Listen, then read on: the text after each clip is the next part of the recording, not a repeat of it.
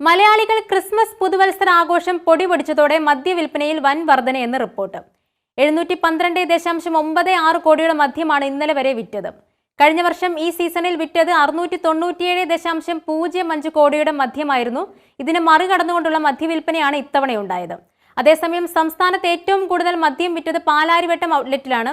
Power house road ഔട്ട്ലെറ്റിനാണ് രണ്ടാം സ്ഥാനം. കഴിഞ്ഞ മാസം 22 മുതൽ 31 വരെയുള്ള കണക്കുകളാണ് ബെവ്കോ പുറത്തുവിട്ടിരിക്കുന്നത്.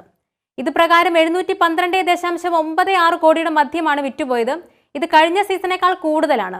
പാലാരിവട്ടം ഔട്ട്ലെറ്റിലാണ് ഏറ്റവും കൂടുതൽ വിറ്റിരിക്കുന്നത്. ഇടപ്പള്ളി ഔട്ട്ലെറ്റിലാണ് മൂന്നാം സ്ഥാനം. സാധാരണ കൊല്ലം ആശ്രമ മൈതാനത്താണ് എല്ലാ വർഷവും ഏറ്റവും കൂടുതൽ വിൽപ്പന ഉണ്ടാവുന്നത്. ഇത്തവണ 4ാം സ്ഥാനത്താണ് കൊല്ലം ഔട്ട്ലെറ്റ്. ചാലക്കുടിയിലുള്ള ഔട്ട്ലെറ്റിലും വലിയ രീതിയിൽ മദ്യവിൽപ്പന നടന്നിട്ടുണ്ടെന്നാണ് ബെവ്കോയുടെ കണക്ക്. പുതുവത്സര തലേന്ന് വിറ്റത് 108 കോടി രൂപയുടെ മദ്യമാണ്. 69.42 കോടി രൂപയുടെ മദ്യമാണ് ബെവ്കോ ഔട്ട്ലെറ്റുകൾ വഴി വിറ്റത്. കഴിഞ്ഞ വർഷം പുതുവത്സരത്തിന് 94.77 കോടി രൂപയുടെ മദ്യമായിരുന്നു വിറ്റത്. രവിപുരം ഔട്ട്ലെറ്റാണ് വിൽപ്പനയിൽ 1ാം സ്ഥാനത്ത്. 92.31 ലക്ഷം രൂപയുടെ മദ്യമാണ് ഈ ഔട്ട്ലെറ്റിലൂടെ വിൽപ്പന നടത്തിയത്.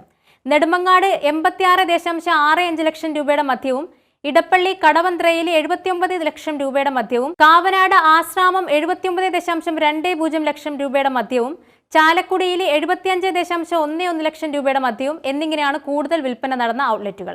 ഇത്തവണ ക്രിസ്മസിനും റെക്കോർഡ് മദ്യവിൽപ്പനയാണ് നടന്നത്. ക്രിസ്മസ് ദിനത്തിലും തലേദിവസവുമായി കേരളത്തിലെ ബിവറേജസ് ഔട്ട്ലെറ്റുകളിൽ കൂടെ ആകെ 152.06 കോടി രൂപയുടെ മദ്യമാണ് വിറ്റഴിച്ചത്.